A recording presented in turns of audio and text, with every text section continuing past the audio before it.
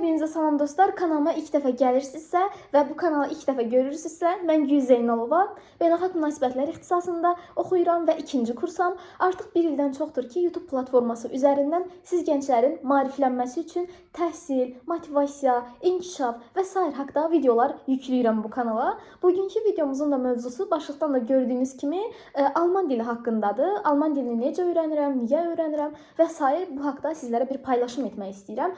Və bir çox istəklər oldu bu video üzərinə. Ona görə də bu videonu çəkmək qərarına gəldim. Yoldaşlar, ilk öncə onu deyim ki, kanalda müxtəlif videolar var dil haqqında, dil necə öyrənilməlidir, xüsusilə ingilis dili haqqında sizin verdiyiniz sualları cavablandırdığım video. Keçid edib kanala baxa bilərsiniz. Onu da deyim ki, kanala abunə olmağı unutmayın ki, bu videoların davamı gəlsin. İlk öncə onu deyim ki, alman dilini niyə öyrənirəm? Mən balacalıqdan bəri Almaniya həvəskarıyam. Ümumilikdə Almaniyanı sevirəm. Almaniya ilə bağlı hər şeyi, Almaniya, yəni sadəcə olaraq Almaniya çox sevirəm və buna görə də bu dili öyrənmək qərarı aldım. Və şərhlərdə, həmçinin tanışlarımdan, dostlarımdan mənə belə bir sual gəlirdi ki, nə üçün alman dili? Niyə ingilis dili, fransız dili, rus dili, yox alman dili? Uşaqlar, onu deyim ki, mən həvəslərimlə yaşayan bir insanam və çalışıram ki, həvəslərimi təmin edeyim. Çünki mən həvəslərim təmin olunursa, deməli, digər işlərdə qaydasında gedər. Ona görə də, məsələn, mənim ingilis dilim müəyyən bir leveldadır və mən bu dili bilirəm. Artıq mən hardasa bir mühitə düşsəm, mən özümü bu dil vasitəsilə, yəni bu dil bilgim vasitəsilə, yəni ayaqda qala bilərəm. Onun üçün də, yəni ingilis dilimizi onsuz da balaca vaxtdan məktəb şəraitində öyrədirlər, daha sonra özümüz kursa gedirik və s. Yəni mən bu dili bilirəm. Artıq kifayət qədər, lazımlı qədər bilirəm. Ona görə saxladım bu dili və alman dilində hazırlaşmaq qərarını aldım. Çünki mən bu dilin həvəskarıyam və mən bu dili öz, belə deyim, neçə illərdir keçdiyim dillərdən daha yaxşı mənimsəyirəmsə, qrammatikasını daha yaxşı qavrayıramsa, deməli mən bu dilin üzərinə düşməliyəm, bu dili öyrənməliyəm və bunu özümə borc bildim ki, müəyyən bir vaxt aralığı qoymuşam ki, bu aralıq ərzində mən bu dili filan, yəni ki, səviyyəyə qədər öyrənim. Düzdür, biraz çətindir. Mən çünki belə deyim 4 ay müddətinə hədəf qoymuşam ki, B1 levela çatdırım. Artıq 1 ay yarımdır. Mən A1 leveldayam hələ ki. Biraz çətindir, amma öhdəsindən gələcəyimə əminəm. Çünki bir insanın həvəsi, sevgisi varsa, niyə də alınmasın? Nəsə, alman dilini öyrənmək səbəbim budur, yəni. Həmçinin gələcək həyatımı Almaniyada davam etdirmək istəyirəm. Ona görə də hazırda bu dili öyrənirəm, bu dilə hazırlaşıram. İndi gələcək videolarda, hələ ki bu videonun mövzusu deyil, indi danışmaq istəmirəm. Gələcək videolarda ümid edirəm ki, qeyd eləyərəm, sizlərlə də paylaşaram. Zaten aktiv izləyicisinizsə, həyatımda baş verənlərdən bu kanalda xəbərdar olursunuz. Yəni, çox uzatmaq istəmirəm. Alman dilini niyə oxuduğumu, öyrəndiyimi bu videoda qeyd elədim. İndi başlayaq necə başladım. Bu arada kompüterdə qeyd etmişəm nəyi deyəcəyimi. Ona görə tez-tez bura, yəni toxunuram. Necə başladım? Onu deyim ki, bəzi insanlar var ki, kurs olmadan, nəsə bir müəllim vasitəsi, müəllim olmadan öyrənə bilmirlər. Lakin onu deyim ki, hər bir dili müəyyən bir aralığa qədər, müəyyən bir səviyyəyə qədər, ən azından özünü ifadə eləyəcək səviyyəyə qədər internet platformasından öyrənə bilərsiniz. İnternet var, YouTube platforması və yaxud da ki, həmçinin oxşar proqramlar olsun. Buradan öyrənə bilərsiniz. Çətin bir şey yoxdur. Sadəcə olaraq siz istəməlisiniz və həvəsiniz olmalıdır. Əgər siz rus dilini, məsələn, mən rus dilini sevmirəm. Amma rus dilini öyrənməyi özümə bir şərt bilirəm. Özümə öyrənmək istəyirəm, öyrənməliyəm. Çünki Azərbaycan indi hələ olmasa da, əvvəllər bilirsiniz də, Bakı ərazisində yaşayan 90-95% adam rus dilində danışırdı. Mən təbii ki də bunun tamamilə əleyhinəyəm.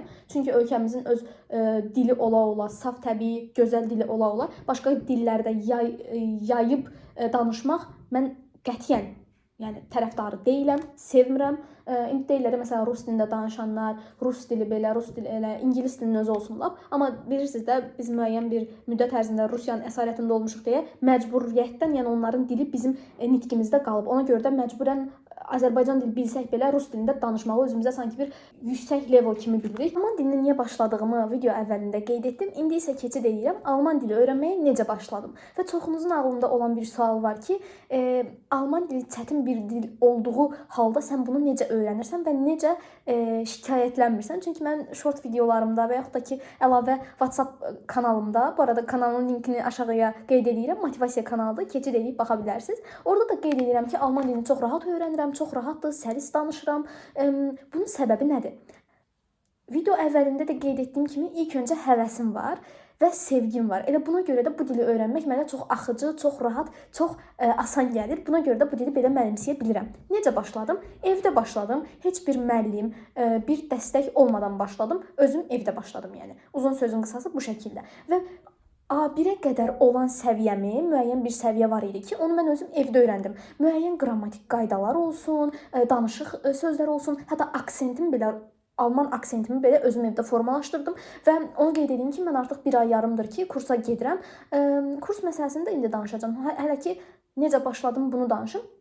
Və başlayan zaman mən sadəcə olaraq istifadə edirdim Duolingodan. Çox da istifadə etməmişəm. Bu arada çox az istifadə etmişəm. Çünki orada sözlər və sair çox qarışıq olur. Buna görə də Duolingoda davam eləmədim. Hardasa Duolingoda 3 hissəni falan bitirmişdim. Çox da davam eləmədim. Məsələn, mən vaxtilə Duolingoda ingilis dili skorum, yəni o ingilis dili xallarım, ballarım 8000-ə qədər idi. Sonra dayandırdım, o hesab itdi daha doğrusu. Yenidən də 4000-ə falan qədər irəliyə bilmişəm.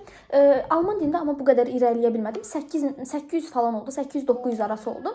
Nəsə, yəni ki, Duolingoda çox irəliyə bilmədim. Əlavə olaraq ChatGPT-dən istifadə eləyirdim. Müəyyən dərslər var idi ki, müəyyən qrammatik qaydalar var idi ki, mənə onu öyrətdi. Sonra rəqəmləri öyrətdi.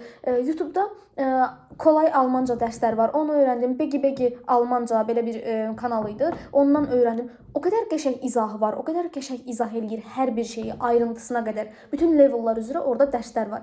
Onlara baxdım. Amma məsələn bəzi yoldaşlar var ki, videolara falan baxa bilmir. Müəllim dəstəyi gözləyir. Uşaqlar, əgər potensialınız varsa və müəllim dəstəyi mütləq gözləyirsizsə, o zaman hazırlığa kursa qoşulun. Yəni əks təqdirdə öyrənmək elə də mümkün olmur. Amma mən öyrənə bildim, siz də öyrənə bilərsiniz təbii ki də. Yəni ki, belə öz səviyyəmi, alman dilini evdə başladım və davam etdirdim. Artıq sentyabr ayında da kursa başladım. Dediyim kimi 1 ay yarımdır ki, kursum davam edir. Burada Hilat kursunda qoşuluram mən kurslara və fərdi şəkildə qoşuluram, qrupla qoşulmuram, onlayn şəkildədir. Müəyyən bir hissəni bu kursa davam edib, daha sonra əyani kursa getməyi düşünürəm. Yəni bu şəkildə. Əlavə olaraq günlük öyrənmə rutinim haqqında danışmaq istəyirəm. Yoldaşlar, mən həqiqətən bir ara alman dilinə özümü o qədər bağlamışdım ki, o qədər şeylər eləyirdim ki, yəni müxtəlif materiallar var. Google platformasında araşdırıb, axtarıb, yəni tapa bilərsiniz. Sadəcə Almanca lüğət yazsanız, Almanca testlər, səviyyə testləri yazsanız, hər bir material öz əlinizə çıxır. Yəni gözünüzün qarşısında olur. İstədiyiniz birinə başlayıb, daxil olub işləyə bilərsiniz, oxuya bilərsiniz və dərsləri də YouTube-dan yararlana bilərsiniz dediyim kimi. Gündəlik mən podkastlar dinləyirdim. Qaydasını oxumadığım testləri belə işləyirdim. Çünki motivasiya alırdım. Sonra A1 Almanca hekayələr belə başlıqlı bir kitab var. Daxil olursunuz, yüklüyorsunuz Google platformasında dediyim kimi hər bir şeyi oradan tapa bilərsiniz. Çünki mən də oradan tapırdım. Müxtəlif A1 testlər var, onları işləyə bilərsiniz. Yəni bunlardan işləyirdim. Sonra podkastlar dinləyirdim. Yəni ki, dostlar, günlük mənim öyrənmə qaydalarım bunlar idi. Yəni özümə sərhəd qoymurdum ki, tutaq ki, 5 dənə test işləyim, bəsdir, 1 dənə speaking öyrəndim, bəsdir. Xeyr, davamlı olaraq oxuyurdum, öyrənirdim, çalışırdım. Və bir şey qeyd edeyim ki, bir şeyi nə qədər çox çalışsanız, o qədər yaxşı nəticə əldə edə bilərsiniz və daha sürətli öyrənməyinizə şərait yaranır. Ona görə də dayanmadan çalışmağa üstünlük verin. Zaten daha sonra hazırlıqlar keçməyə başladım. Vaxtım biraz ona getdi. Yəni alman dilinə çox da vaxt ayıra bilmədim. Yəni gündəlik çalışırdım, amma əvvəlki qədər çox çalışmırdım. Sonra da qərarı aldım ki, artıq müəyyən bir səviyyə keçmişəm öz beynimdə də. Deyirdim ki, A1-ə yaxınlaşmışam. Ona görə də artıq kursa başlayıb davamını da kursla gətirməliyəm. Və mən kursa qoşulanda müəllim mənə dedi ki, sənə sıfırdan başlamıram, çünki sən artıq müəyyən bir həddə qədər gəlmisən. Və hətta müəllim mənə dedi ki, artıq A2 səviyyəsində A1-i bitirmiş abituriyentlər, tələbələr var ki, abituriyent deməyək, tələbələr var ki, onlar belə deyim, hələ də onların aksenti yoxdur. Aksentini müəyyənləşdirə bilməyiblər. Amma sən özün evdə öyrənməklə çox qəşəng bir level'a çata bilmisən. Ona görə də mən sıfırdan alman dilinə lap sıfırdan başlamamışam, hərflərdən başlamamışam, çünki bilirdim bunları və evdə öyrənmişdim, yenə də deyirəm. Sonra kursa başladıq. Mən bu arada onu da deyim ki, mən keçən ildən həvəsli idim, yəni 1-ci kursdan. Ona görə də belə bir kitab almışdım. Hər kəs bu kitabdan istifadə edir. Demək olar ki, alman dili öyrənənlərin 90% bu kitabdan istifadə edir. Mən də təbii ki də istifadə edirdim. Kitab budur. Və bu kitabda müxtəlif qrammatikalar, listeninglər, readinglər, hər bir şey qeyd edilir. Və mən bunun hardasa Capite Ayans, yəni birinci hissəsinə qədər işləmişdim. Birinci hissəsini KPT 1-dən işləmişdim. Müəllimlə artıq biz KPT 3-dəyik, yəni ki 3-cü hissədəyik. Belə deyək, ingilis dili level testləri var. Eynən ondandır, yəni. Hazırda A1-dəyik. Nəsə müəllimlə buradan işləməyə başlayırıq və davamlı olaraq qrammatika və s. bunları keçirik. Yəni bu şəkildə alman dilim belə davam edir. Həmçinin özüm evdə nə edirəm?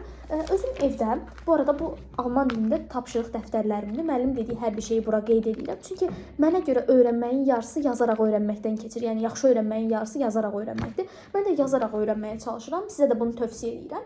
Yəni belə.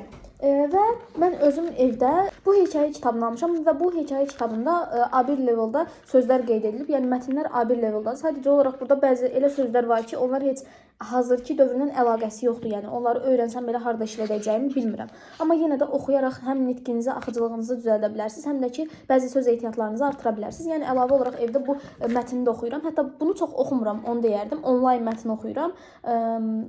Yenə də onu axtarış edib mətnlərdən tapa bilərsiniz. Hansını sevsəniz onu oxuya bilərsiniz. Çünki mən sizin zövqünüzü də bilmirəm. Yəni belə. Mən buradan oxuyuram. Həmçinin həmin orada oxuduğum sözləri, gördüyüm sözləri bu şəkildə belə bir lüğət tutmuşam. Lüğətdə qeyd edirəm və buradan öyrənirəm. Yəni uşaqlar, mənim alman dili macəram bu şəkildədir. Alman dilini belə öyrənirəm. İndi isə sizin bəzi suallarınız var idi. Mən demişdim ki, YouTube-a yazarsınız, o suallarınızı cavablandıraram. İndi isə həmin suallara cavablandıraq və sizin suallarınıza cavab verək. Dediyim kimi, digər videolarda həmin o sualların da əslində cavabını vermişəm. Sadəcə bu videonun da kommentlərinə demişdim ki, yazarsınız, mən cavablandıraram. Bu suallara da cavab verək. Yazıb ingilis dili çox çətindir, sürətli danışırlar. B1, B2-dir özümün ingiliscəsi. İngilis dili haqqında danışanda zəhmət olmasa. İngilis dilində dediyim kimi kanalda video var və sizin B1 leveliniz B1, B2-dirsə artıq siz də sürətli danışmalısınız. İlk öncə onu deyim. Deməli, B1, B2 levelda deyilsiniz. İlk öncə onu aydınlaşdıraq. İngilislər çox sürətli danışır. Çünki onlarda A1, A2 və yaxud da ki, başqa bir səviyyə ingilis dili deyil. Native ingiliscədir. Native ingiliscə yəni doğma dildir. Hazırda bir ingilis bizim bu dilimizə, mən danışdığım bu dilə baxsa, deyər ki, yəni heç bir şey başa düşməz. Söz bazası A2, B1 levelda olsa belə heç bir şey, çox şey başa düşməz. Çünki bu mənim doğma dilimdir və mən bu dili hazırda C2 səviyyədə danışa bilirəm. Və tez danışılanları aydın başa düşmək üçün sizin birincisi söz bazanız olmalıdır. Hər videoda qeyd elədiyim kimi. Həmçinin tez-tez baxmalısınız YouTube-da videolara, kinolara, filmlərə, seriallara, yəni podkastlara baxıb sizin artıq o qulaq yaddaşınızı yaxşılaşdırmalısınız. Yəni bunun ən gözəl yolu budur. Dil öyrənəndə ən çox nələrə diqqət etməliyik? Ən çox səhv etməməyə, qorxmamağa diqqət etməliyik. Çünki danışanda, məsələn, elə bir söz olur ki, mən gəlin indi buradan random bir dənə cümlə oxuyum. Deməli, deyir ki, Viele Herren waren grausam zu ihren Sklaven. Mən burada sözün çoxunu səhv dedim. Amma mən bunu deməkdən çəkinmirəm. Çünki birincisi mən bu sözləri 2 dəfə görürəm. İkincisi də mən alman dili öyrənməyə bir neçə müddətdir ki, başlamışam. Buradakı sözlərin çoxunu səhv deyə bilərəm, yanlış tələffüz edə bilərəm. Bu normal bir şeydir. Bu təkcə alman dilində deyil, hər bir dildə olmalıdır. İngilis dilində məsələn bir cümləni düzgün oxuya bilmirsənsə, düzgün tələffüz edə bilmirsənsə, onu deməli təkrarlı çalışıb düzgün tələffüz edə bilərsən. Burada yəni səhv etməkdən qorxmamaq lazımdır. Ən əsas buna diqqət eləməlisiniz. Təşəkkürlər, sevilirsən. Çox sağ olun, siz də sevilirsiniz. Çox təşəkkür edirəm. Deyir ki, salam Gül, necəsən? İngilis dilində özüm kursa getmədən sıfırdan yəni danışıq öyrənmək istəyirəm. Qrammatikadan məlumatım var. Səlis danışmaq istəyirəm. Bunun üçün necə proqram qurmalıyam, nə etməliyəm, söz ya da ifadələri necə öyrənməliyəm? Biraz uzun oldu. Zəhmət olmasa videoda cavabla. Təbii ki də cavablayım. Yaxşıyam, çox sağ ol. Sən necəsən? İngilis dilini alman dilinə getdi fikrim. İngilis dilini evdə öyrənməyin ən gözəl yolu davamlı olaraq bir nəfər adam tapırsınız və onunla qarşılıqlı danışırsınız. Çünki bir dili ən yaxşı öyrənməyin, səlis öyrənməyin yolu və axıcı danışmağın yolu qarşıdakı adamla daimi kontaktda, münasibətdə olmalısınız ki, həm səhvlərinizi düzəldə biləsiniz, həm də ki, nitqiniz axıcı olsun. Əlavə olaraq da Duolingo proqramı, həmçinin müxtəlif dil language deyilən bir proqram var, ondan istifadə edə bilərsiniz. Sonra qəribə bir adı var idi. Tapsam onu yerləşdirərəm. M hərfindən başlayır. Mən ondan da istifadə eləmişəm bir müddət. Yəni bu proqramlardan istifadə edə bilərsiniz. Yəni kursa getmədən belə sıfırdan danışıq öyrənə bilərsiniz. Sonra qrammatikaya əsas vermək lazımdır, yoxsa söz bazasına. Yoldaşlar, Almaniya olsun, Fransa olsun, əsasən İngiltərə olsun, qrammatikaya üstünlük vermirlər. Əgər sən müəyyən bir sözü bilirsənsə, orada o həzi, həvi və yaxud da ki, arı, vili işlətməsən belə səni qarşıdakı adam başa düşə bilər. Ona görə də qrammatika olmaya da bilər. Amma mütləq qrammatik bazanız olmalıdır ki, o cümlənin quruluşunu məsələn sən bilmirsənsə, əgər birinci tutaq ki, əvvəldə feil gəlir, sonradan isim gəlir, müəyyən nitq hissələri gəlir, sən artıq o sözü düzgün quraşdıra bilməsən, danışa bilməsən. Ona görə qrammatika da olmalıdır. Söz bazası 100%-dir. Qrammatika da olmalıdır. Artıq qrammatikanı biləndən sonra sizin çox da qrammatika istifadə etməyə, yəni istifadə edəsi deyilsiniz zaten. Ona görə də qrammatika öyrənməlisiniz, amma müəyyən müddətdən sonra qrammatikadan istifadə edərsinizmi, onu bilmirəm. Alman dili bildiyim qədərilə çətin dildir. Bəs sənin üçün necə? Videonun əvvəlində də qeyd elədim. Alman dili ümumiyyətcə dillər üzrə, dünya üzrə qəbul edilmiş ən çətin dillər siyahısında 2-ci, 3-cü yerdədir. Amma mənim üçün çox rahat gəlir, çünki bu dili sevirəm və həvəskaram. Ona görə də asan öyrənə bilirəm. Sonra esse haqqında danışarsan, esse haqqında imtahana 3-4 ay qalmış ingilis dilini necə öyrənmək lazımdır? Bu haqda bir video paylaşanda orada esse haqqında danışaram. Təşəkkürlər. Dərslərdən sıxılmamaq üçün nə etməli videosu gəlsin. Buyurun, xoşdur. İnşallah yaxın zamanda gələr. Sonra qrammatika öyrənmədən ancaq söz cümlə öyrənib danışıq praktika etməklə öyrənmək olar. Təbii ki də öyrənmək olar, dediyim kimi. Amma qrammatikanız mütləq olmalıdır ki, siz məsələn sifətin ismin hansı olduğunu bilməlisiniz ki, hansısa bir qrammatikada. Alman dilində mütləqdir qrammatika. Amma ingilis dilində və s. Yəni müəyyən qrammatikadan bir bazanız olmalıdır ki, siz o cümləni öyrənib danışanda nədən söhbət gedir biləsiniz. Sonra sözləri yadda qalan şəkildə öyrənmək üçün nələr edə bilərik? Kanalda asan öyrənmə qaydaları var. Buyurub oradan baxa bilərsiniz. Amma mən sözləri yazaraq öyrənirdim. Yazaraq daha yaxşı yadımda qalırdı. İngilis dilində lüğəti necə yadda qalan edə bilərik? Ya da necə çoxlu söz öyrənirsən? Mən kartiçkay sonundan istifadə edirəm. İndi kartlarım rayonda qalıb, təəssüf ki, göstərə bilmirəm, amma digər videolarda var. Kartlara sözləri yazıb elə öyrənirəm. Həmçinin bir sözü davamlı olaraq təkrar edib yazaraq öyrənirəm. Siz də belə öyrənə bilərsiniz. Sonra sərbəst danışmağa başlayanların öyrənmə üsulu bizim öyrənmə üsulumuzdan fərqi nədir? Sərbəst danışmağa başlayan insanlar, uşaqlar onu anidən gözünü yumur, açır, öyrənmir. Müəyyən bir müddət olur ki, hazırda ingiliscə danışan insanların əksəriyyəti ya xarici ölkədə yaşayanlardır, ya da ki, aşağı yaşdan bəri, aşağı yaş qrupundan bəri ingiliscə və yaxud da başqa dildə danışan adamlardır. Və artıq onların nitqi daha da axıcıdır. Yəni bu onu göstərir ki, bir insanın nitqinin axıcı olması üçün onu davamlı praktika eləmək lazımdır. Yəni ki, axıcı danışanlardan fərqiniz odur ki, çoxlu məşq edib praktika eləmirsiniz. Və ya eyni üsulu tətbiq etsək bizdə də yaxşı nəticə vermir. Səbəbi keyfiyyət və disiplindir. Keyfiyyət də var, disiplin də var, amma əsası odur ki, aşağı yaşdan bazanız olmalıdır. Əgər bazası olan bir adam hələ də axıcı danışa bilmirsə, deməli məsuliyyətsizdir ya da ki, disiplinsizdir. Ona görə də dediyim kimi bir dildə axıcı danışmağın ən gözəl yolu aşağı yaşdan bəri onu məşq edib praktika eləməkdir.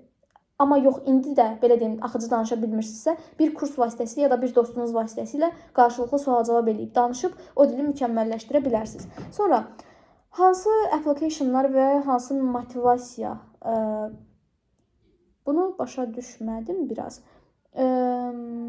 Yəni motivasiya nədir? Onu demək istəyirsən yəqin ki. Motivasiyam budur ki, dili sevirəm və öyrənirəm və bu dili tez bir zamanda öyrənəcəyimi bilirəm. Buna görə də öyrənirəm və siz də özünüzü buna kökləyin ki, mən bu dili sevirəm, mən bu dili öyrənmək istəyirəm və ən əsası dil öyrənməyə başlayanda sevdiyiniz tərəfdən başlayın. Məsələn, rus dilindən və ya fransız dilindən bir əlaqəniz yoxdursa, o dili öyrənməyə özünüzə məcbur eləməyin. Ən birinci hansı dili öyrənmək istəyirsinizsə, o dildən başlayın. Ümid edirəm ki, suallarınızı da cavablarımdan xoşunuz gəldi, yəni sizləri qane elədi. Əlavə olaraq da deyəcəyim bir şey yoxdur. Videomuz zaten kifayət qədər uzun oldu. Ümid edirəm ki, bugünkü video sizlərə yardımı dəydi, kömək oldu və mən də çalışdığım qədər sizlərlə səmimiyyət qurub, yəni səmimi etiraflar eləməyə çalışdım hər zamanki kimi.